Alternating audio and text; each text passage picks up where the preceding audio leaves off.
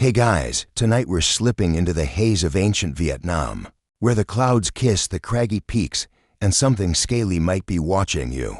From beneath the ferns, you're hiking because, of course, you are up a moss-slick path, your breath turning visible in the chilly air.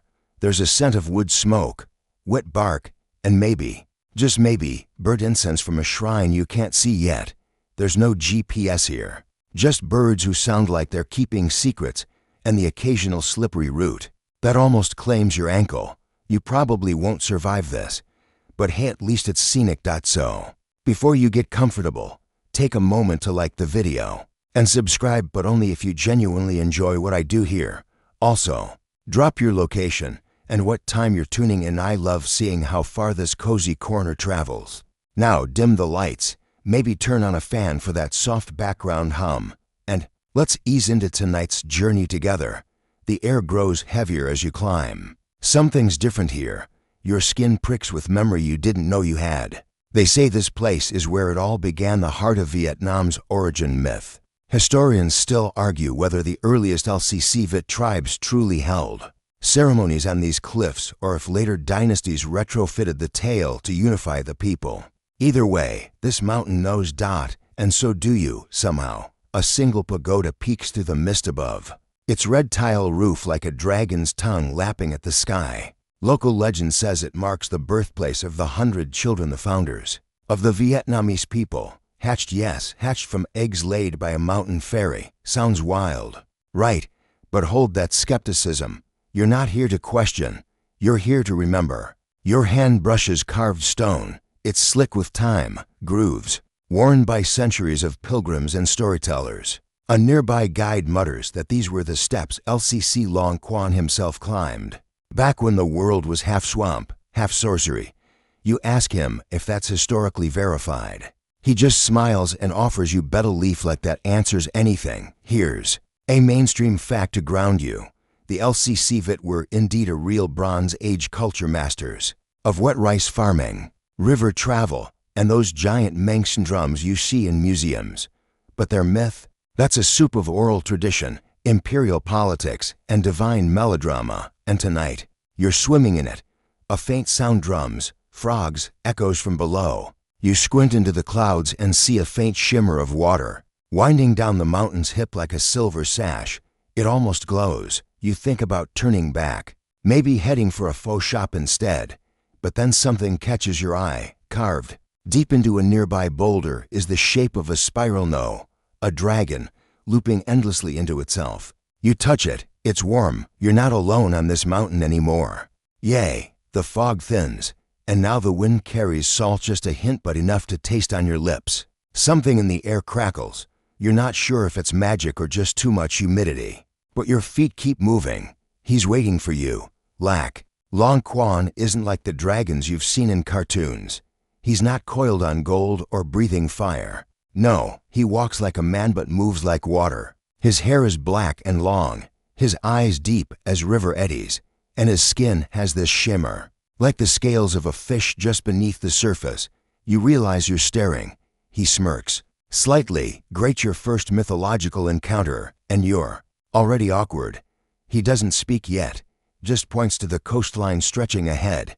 This is mine, he finally says, voice smooth like low tide.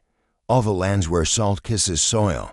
Romantic, right? But he's not flirting. He means it literally.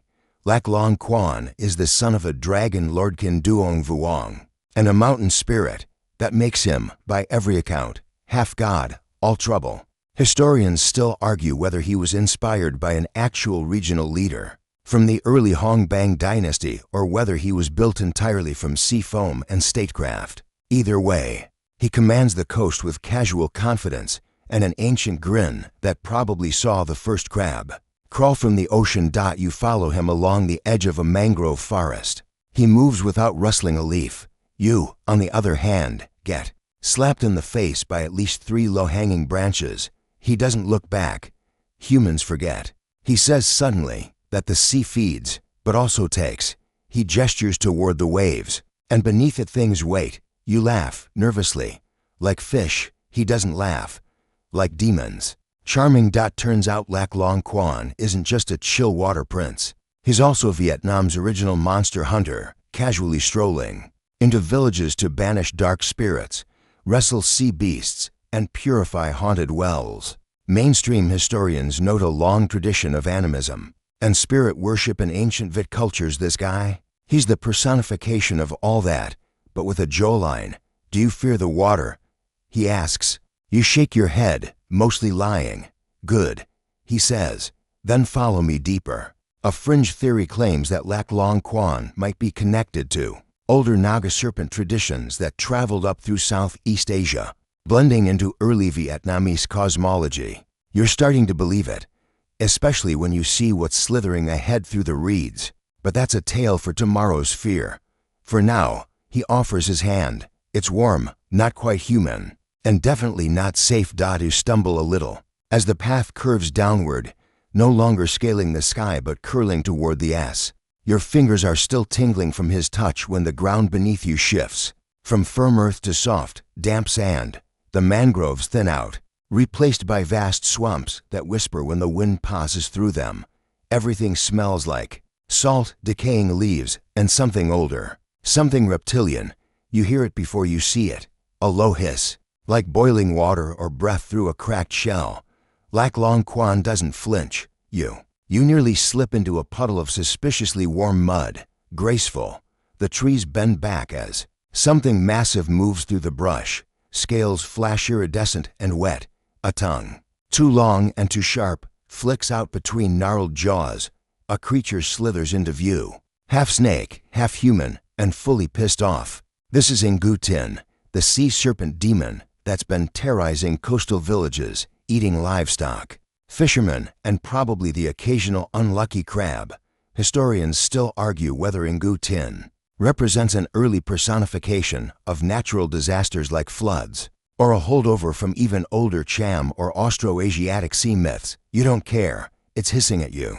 Quan steps forward, calm as a monk in a spa. Stay behind me, he says, drawing something from his belt. It's not a sword, it's a net, woven from seaweed and glowing faintly blue. Of course it is. The battle isn't flashy, it's fluid like water combat in a dream. Quan dodges, spins, and throws the net like it's an extension of himself. You trip over a tree root and eat swamp, but it's fine. You're contributing emotionally, maybe spiritually. Ngu Tin wraps around a fallen log, teeth snapping, eyes glowing like coals soaked in seawater. Quan hurls a chant, something guttural and old, and the net explodes in light. The demon shrieks and dissolves into mist, leaving behind only the faint smell of brine and regret. You sit up, covered in mud. Is it dead? You croak. Quan glances back. It's returned. To wait. Evil never dies, it just retreats when it's bored. Cool, comforting. Some fringe scholars believe this entire demon-slaying narrative was a way for early leaders to position themselves as spiritual guardians, not just rulers. Quan, in this reading, is propaganda with a six-pack. He helps you. Up his hand dry this time, somehow. We protect. He says simply, that is the duty of blood. And as the swamp swallows the last hiss of the demon, you feel it. Not fear, not awe. Belonging. Asterisk. The sky shifts. The wet heat breaks. A breeze curls through the canopy like a secret being passed along. You're drying off sort of when a ripple of energy tickles the back of your neck. You turn, and there she is. Okosh doesn't arrive so much as descend barefoot, calm, and trailing a scent like fresh rain on stone. Her robe is the color of snow that's never touched the ground. You swear the birds fall silent when she lands, though a squirrel somewhere still coughs judgment. You blink. She's real, and she's unimpressed by your open-mouthed gawking. Ko is a mountain fairy descended from the immortal Shen Nong line. She's a healer, a mystic, and probably the kind of woman who labels her herbal teas. Historians still debate whether she was inspired by real tribal priestesses from the mountain regions near modern-day Fudo, or if she was pure celestial PR. You get the feeling she wouldn't care either way. She surveys you and Quan like someone comparing to equally unappealing mushrooms. So, she says, voice light but sharp, this is what the sea sends. Quan, for once, doesn't reply with a smirk. I didn't send. I answered. Ooh, tension. You take a polite step back. There. First meeting is less meet cute, more meet clash. She's been traveling through the lowlands offering cures to villagers sickened by dark water spirits. He's been, well, hunting said spirits with mildly destructive flair. You can practically feel the humidity thicken with subtext. The thing is, they're both right. Her gentle touch brings balance. His dragonfire burns rot at the root. To halves of a cosmic coin, flipping wildly in a very moist jungle. She reaches into her satchel and pulls out a glowing herb, places it in your hand for the swelling. She says, "You hadn't noticed you were swelling." You thank her awkwardly. Somewhere in the trees, a toad croaks like it's judging your flirting skills. A mainstream note, Oko's myth parallels several other Asian fairy wife legends. Like China's Chang'e or Japan's Tenon maidens, the common thread, they rarely stay put, and they never fall for just anyone. But tonight, under a pale moon and a sky smeared with stars, she stays. She and Quan sit by a stream, their feet nearly touching. You keep your distance, but listen, heart beating like temple drums. Their voices are low, rhythmic. They speak of duty, of the land, of pain too old for language. And then, just before you fall asleep against a tree trunk, you hear it. "I will stay a while," she murmurs, and Quan, almost inaudibly, "That's enough." Morning creeps in like a soft-spoken intruder. Mist lifts.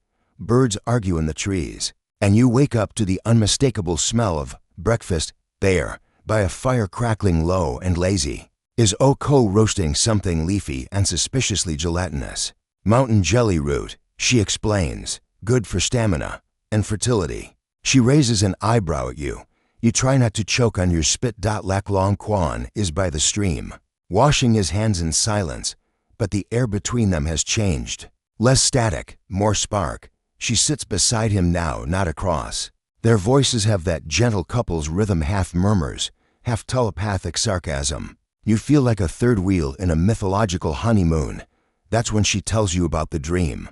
In it, she saw 100 golden eggs, and when they cracked, children emerged radiant, wordless, and already forming a civilization.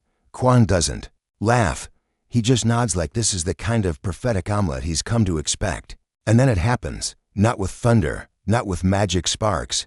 Just quietly, she begins to lay eggs. One, then another, then more, until a woven basket fills. With the impossible, 100 perfect, amber-hued eggs. You count, because of course you do.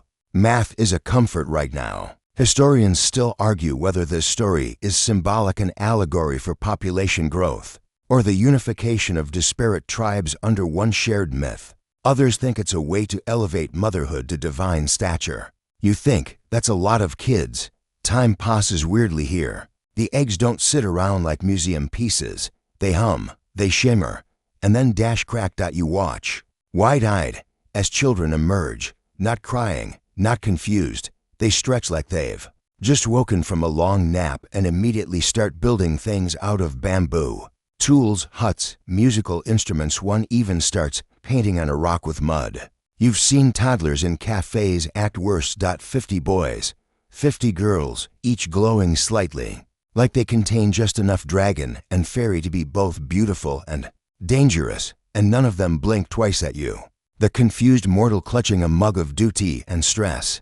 A mainstream historical note, ancient Vietnamese societies were matrilineal in parts, and had strong reverence for the mother figure, often embodied in the deities. Oko fits that mold, a prototype of divine matriarchy. Meanwhile, Lạc Long Quân becomes the sea-bound protector of external threats. But right now, they're just two exhausted parents watching their century of children chase frogs. You ask them, if this was the plan. Quan shrugs. Was there one? Oko smiles, tired and glowing. Maybe it was just instinct. You sip your tea and try not to panic. You're officially part of the weirdest family reunion in prehistory. It starts subtly like a draft under a closed door. A slight chill, a glance along, a silence stretched at the edges. One morning, you notice the children begin to separate, not by quarrel, but by gravity. Half drift toward the sea, their feet restless on mountain stone. The others cling to the cliffs, their fingers digging into soil as if roots are trying to form. Lạc Long Quân stands at the shoreline, eyes always scanning the horizon. He's more fish than man these days, more tide than talk. Meanwhile, Oko wakes earlier, climbs higher, gathering herbs you've never seen before. Her laughter echoes less often. You ask what's happening. They both answer. At the same time, they are choosing. And you finally understand. The children aren't just kids, they're archetypes. 50 of sea, 50 of mountain, 50 pulled by brine and mist, 50 grounded by stone and wind. You ask if it hurts them. It hurts us, she says simply. Mainstream historical reference here. The ancient division between coastal and inland tribes in Vietnam wasn't just political, it was spiritual. Seafaring peoples developed unique cultural practices from the low and river deltas, while highland tribes kept animist traditions and deep ties to mountain spirits. This myth is a metaphor for that primal split, and you're stuck in the middle with an emotional support gourd and zero coping skills. The parting is gentle but unbearable. Quan gathers his 50 by the surf, each carrying bundles of driftwood, woven nets, and promises. Oko kisses each of hers on the forehead, handing them seeds, clay, and songs only they understand. Then she turns to him. Their final glance doesn't need words, but she gives him one anyway. Protect them. He responds in kind. Grow them. They don't touch, not once, but the ache of it rings louder than any goodbye. Historians still debate whether this myth was designed to legitimize both upland and lowland claims to national identity. Some fringe scholars even suggest that children represent early Vietnamese clans that splintered off to form subcultures across the region. But right now, none of that matters, because you're watching a love story end not in fire or betrayal, but in fate. The children begin their separate journeys. Those of the sea vanish into waves, already singing. Those of the land disappear into jungle, dragging the sunrise behind them. And you stay behind with their footprints. It takes a long time for the wind to stop crying. You follow the inland 50, the ones who chose soil over salt. Their path winds through thick jungle and open grasslands, across ridge lines where the sky feels closer than memory. They travel like water, finding its level, scattering, pausing, gathering again, but always forward, always building. The children aren't children anymore. One carves stone into a drum, wide and deep, the kind that shakes ribs when struck. Another shapes a rice paddy out of a floodplain with only their hands and stubbornness. You watch as bamboo becomes walls, leaves become roofs, and songs become maps passed from mouth to mouth.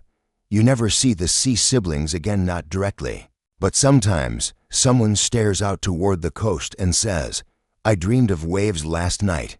No one answers, they just nod. Mainstream history tells us that Vietnam's Bronze Age Hong Son culture was centered in the Red River Delta and is best known for its magnificent bronze drums, ornately carved and possibly used in rituals. Historians still argue whether these drums were symbols of political power or spiritual connection. But when you see one being crafted here, you don't question.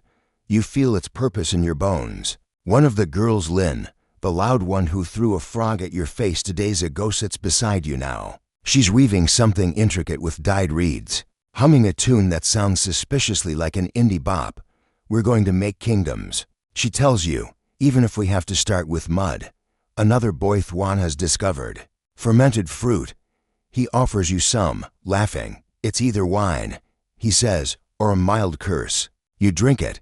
It's both. At night, fires crackle. The stars here seem too close, too sharp. Someone tells a story about a tiger with a human face. Another draws maps in the dirt, marking rivers with fish bones and mountains with charred seeds. A dog that no one adopted, but everyone feeds, curls up at your feet. A quirky theory among cultural historians suggests that the myth of the 100 children isn't just ancestry. It's a metaphor for innovation. Each child could represent a craft, a clan, a cornerstone of civilization. Watching them now, it feels right. One learns to bend fire for pottery. Another invents a game involving stones and dares. One figures out how to distill honey into something suspiciously euphoric. But even progress doesn't erase longing. Sometimes, one of them walks up the highest hill and just stares toward the sea they'll never return to. They don't cry, they just wait, like maybe a wave could reach them here. like maybe a dragon still watches. You climb that hill once yourself, and swear you see a shimmer just at the horizon's edge. You've been walking for days through the highlands, when you stumble into a clearing dotted with incense and silence. It isn't empty far from it. Figures in saffron robes move slowly beneath the trees, sweeping fallen blossoms, adjusting paper lanterns that flicker even though it's not yet dark. You've reached one of the old mountain pagodas. The monks greet you like they expected you 300 years ago. One, ancient in a way that makes stone seem impatient, waves you over to sit beside him. He smells like sandalwood and papaya. Tea, his eyes hold whole dynasties. Your face, he says, squinting, has the nose of the coast but the brow of the cliffs. You're not sure if that's a compliment, but you smile anyway. He nods. One of the 100, no doubt. That phrase, one of the 100, pops up again and again here, on scrolls, in chants, whispered during temple rituals and scrawled on school desks by bored students. The monks tell you that their lineage traces directly back to one of Oko's children, a quiet boy who preferred silence to song, who one day sat beneath a tree and never stood up again. They say enlightenment whispered to him in his mother's voice. A mainstream fact, Vietnamese Buddhism often coexists with folk beliefs, particularly ancestor worship. Shrines to mythical figures like Lạc Long Quân and Oko still dot the country, sometimes folded neatly into temple courtyards. Historians still argue whether these legends were co-opted by later dynasties to root their authority in the divine past.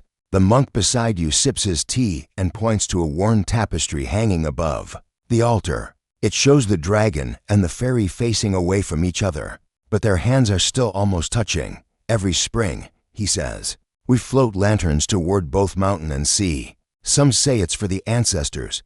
He leans in. Others say it's for them. He means the parents, the lovers, the ones who chose duty over togetherness. Quirky fact time. Some remote mountain villages still light incense specifically to both Lạc Long Quân and Oko on New Year's Eve, not just out of reverence, but to keep their children, now scattered across the world, safe and grounded. You mention this to the monk. He chuckles. Even gods like to know they're remembered. You spend the night there. The wind through the bells sounds like lullabies wrapped in riddles. In your dreams, a woman with cloud skin whispers something you don't understand, but wake up believing anyway. You don't tell the monks. They already know. You leave the mountains. Slowly, every step downhill feeling like an echo of what's already been lost. The trees thin. Villages swell. You begin to hear markets, smell roasted chestnuts and motor oil, and see billboards layered over ancient stones. Civilization, as it turns out, doesn't wait for myth. But the myth never quite disappears.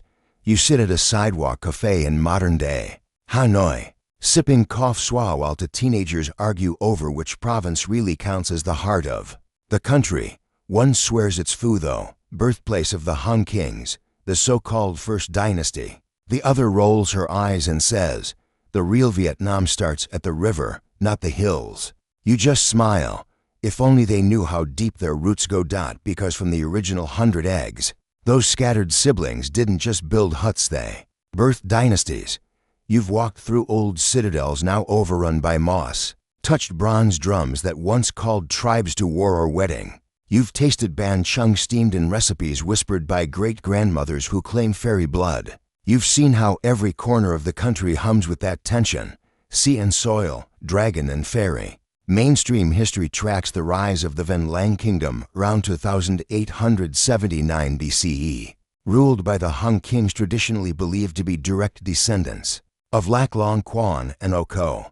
Historians still argue whether the Han era is more legend than record, more nation-making myth than verifiable timeline, but the cultural impact, undeniable. Street names still bear their legacy. Children still dress as tiny dragons for mid-autumn parades, and every school child can rattle off the story of the 100 eggs. Like it's family gossip, you wander into a bookstore and find a slim, battered volume titled Roots of the Nation. It opens with an illustration, Lạc Long Quan's hair like ocean spray, Oko's eyes holding cloud light. The artist has drawn their hands almost touching, separated by a river that seems to flow right off the page. You run your fingers along the water, and for just a second, it feels wet.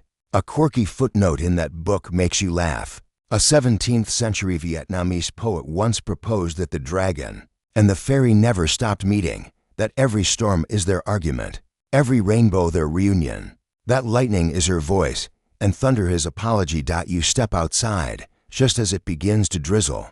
Coincidence, maybe, but probably not, because in the puddles on the sidewalk, you see two reflections and neither one is yours. You follow the rain. Not intentionally, it just sort of leads you. Down narrow alleys, across quiet bridges, and finally to the edge of the land where the salt water begins again. The beach isn't glamorous. There are no sunbathers or umbrellas, just wet sand, wine-tossed driftwood, and a crab who looks personally offended by your arrival. You step closer to the surf. The air tastes like memory. This is where it ends or begins again. The exact place where Lạc Long Quân once stood with 50 children, gazing back at mountains he'd never climb again. Where waves swallowed his footsteps and secrets, but somehow left enough behind to echo. You dig your toes into the sand, cool and gritty. The sea pushes forward, then pulls back just like him. You imagine him there, not as a god, not even as a hero, but as a father saying goodbye. Somewhere in the foam, maybe, his voice still whispers. A mainstream tradition holds that Vietnamese people are Con Rong Sho Tien, children of the dragon, grandchildren of the fairy. It's not a metaphor. Here, it's blood, it's identity. It's why even after centuries of conquest, colonization, and change, there's still this unshakable sense of origin, part mountain, part sea. You see children building a sandcastle nearby. One carves tiny waves into the moat, another stacks the tower high, topping it with a flower petal. You watch quietly. They don't know they're reenacting the myth, but they are. They always are. Fringe historians whisper of a hidden cave somewhere along this coast. They say it holds the bones of a serpent, the breath of a dragon, and one silver strand of Oko's hair. No one's found it, but that's the point. Myths aren't meant to be found. They're meant to find you. A breeze lifts the hem of your coat. You turn, and for a heartbeat, a long, impossible heartbeat, you see two figures standing just beyond the tide line, one glowing pale as cloudlight, the other shimmering like a river at dusk. They're not smiling, not waving, just watching, and maybe, just maybe, waiting. You sit there a little longer. Sand cool beneath you, the sun dipping into the sea like it's tired to. The waves slow, the wind softens, and the sky spills into shades you don't have names for. Behind you, laughter from the children fades into hushes, like even they understand something sacred just passed by. Your breath matches the tide now. In out, the heartbeat of a coast shaped by dragons, a nation birthed from eggs, and a love story that never quite ended. Maybe you feel a little more ancient, or maybe just rooted. The sea doesn't roar now, it hums, a low, soft lullaby, calling every lost bit of you home. So rest easy. You're not just walking through history. You're part of it, woven into the long, glimmering thread that stretches from mountaintop to ocean floor. It doesn't matter if the story's fact or fable. You remembered it. That's what matters. Close your eyes. Let the surf cradle your thoughts. Let the wind comb gently through the stories still caught in your hair. Good night, child of dragon and fairy.